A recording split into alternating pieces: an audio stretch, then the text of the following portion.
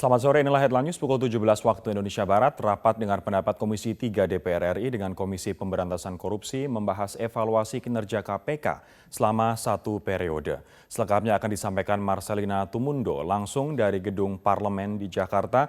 Marcelina, setelah berlangsung selama lebih dari 5 jam, seperti apa perkembangan pembahasan rapat siang ini?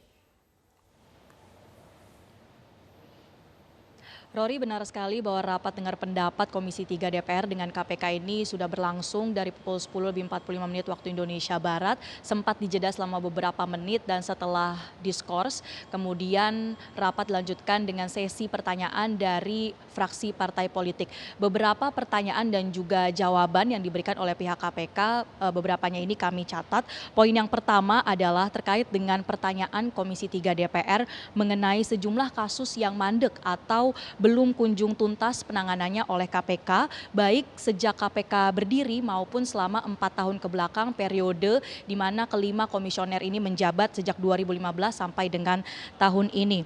Kemudian terkait dengan kasus-kasus yang mandek ini, Wakil Ketua Komisi 3 DPR RI Desmond Mahesa juga mengaitkannya dengan wewenang KPK untuk menerbitkan SP3 atau surat penghentian penyidikan dan penuntutan. Sebagaimana yang diketahui bahwa berdasarkan revisi Undang-Undang KPK, yakni Undang-Undang Nomor 19 Tahun 2019, KPK kemudian memiliki wewenang untuk mengeluarkan SP3 untuk kasus-kasus yang tidak selesai dalam waktu 2 tahun. Namun Komisi 3 DPR RI juga meminta agar KPK mengerucutkan kembali kriteria dari kasus-kasus yang layak untuk diberikan SP3. Misalnya kasus di mana tersangkanya ini sudah meninggal dunia ataupun kasus-kasus yang masih kurang barang bukti sehingga tidak bisa dilanjutkan ke proses penyidikan ataupun penuntutan.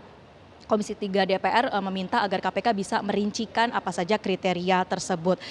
Terkait dengan pertanyaan itu, respon dari pihak KPK, jawaban yang disampaikan oleh Wakil Ketua KPK Alexander Marwata, pihaknya menyatakan bahwa KPK mengambil salah satu kriteria, yakni apabila tersangka ini sudah meninggal dunia dalam kasus yang sedang ditangani, dan sejauh ini ada 4 tersangka yang tercatat meninggal dunia, sehingga untuk kasus-kasus yang berkaitan dengan tersangka tersebut, Alexander Marwata menyatakan KPK akan memberikan SP3. Namun untuk kasus-kasus lainnya, kalau mengutip pernyataan dari Wakil Ketua KPK Laude Syarif, juga KPK belum menentukan berapa banyak kasus lainnya yang akan diberikan SP3. Poin yang kedua yang menjadi pertanyaan dan juga pembahasan dalam rapat dengar pendapat tadi adalah DPR Komisi 3 menggarisbawahi penyeimbangan antara aspek penindakan dan juga pencegahan yang menjadi tugas dari Komisi Pemberantasan Korupsi.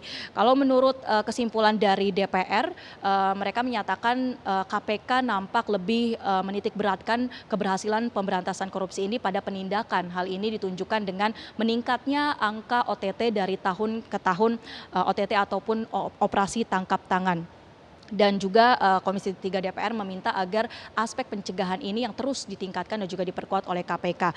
Dan untuk meresponi hal ini, pihak KPK tentunya merespon dengan menyatakan bahwa KPK sebenarnya terus berupaya menyeimbangkan, dan juga untuk pencegahan ini beberapa upaya yang dilakukan adalah dengan memberikan pendampingan kepada kepala daerah, bahkan sampai ke daerah-daerah tingkat 2 seperti kabupaten dan kota, serta juga secara rutin merekap dan juga memposting ataupun menerbitkan laporan harta kekayaan pejabat negara, sehingga dengan upaya-upaya itu diharapkan dapat menutup celah dapat terjadinya tindak pidana korupsi. Poin yang ketiga pembahasan dalam RDP tadi adalah terkait dengan sejumlah pejabat ataupun tokoh-tokoh besar yang dipanggil oleh KPK selama beberapa tahun kebelakang ini, namun pejabat-pejabat ataupun tokoh besar itu tidak kunjung datang untuk mengikuti pemeriksaan ataupun dimintai keterangan oleh KPK. Komisi 3 DPR kemudian menanyakan bagaimana kelanjutan ataupun tindak lanjut dari KPK terkait dengan tokoh-tokoh besar yang tidak datang itu.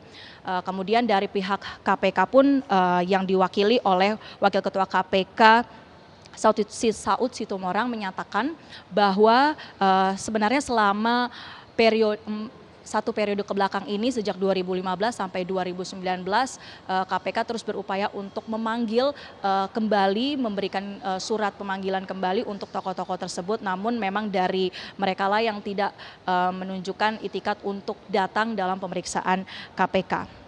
Berikut ini kutipan pernyataan dari Wakil Ketua KPK Laude Syarif ketika tadi menjawab pertanyaan dari pihak wartawan. Pernyataannya ini adalah respon dari pertanyaan terkait perizinan tambang yang ditangani oleh KPK serta terkait dengan penerbitan SP3 atau surat penghentian penyidikan dan penuntutan. Berikut ini kita saksikan. Kasusnya harus ditutup. Ya tinggal suratnya itu ada 3 orang.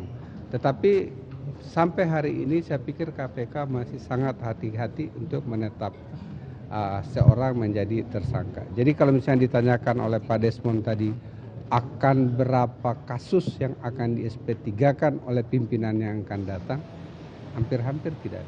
Karena semuanya Pak, soal Rory, kembali ke Anda. Marcelina Tumundo, terima kasih laporannya dari Gedung DPR MPR DPD RI di Jakarta. Demikianlah headline news untuk saat ini pemirsa. Headline news berikutnya akan hadir 1 jam dari sekarang. Metro hari ini kami lanjutkan kembali.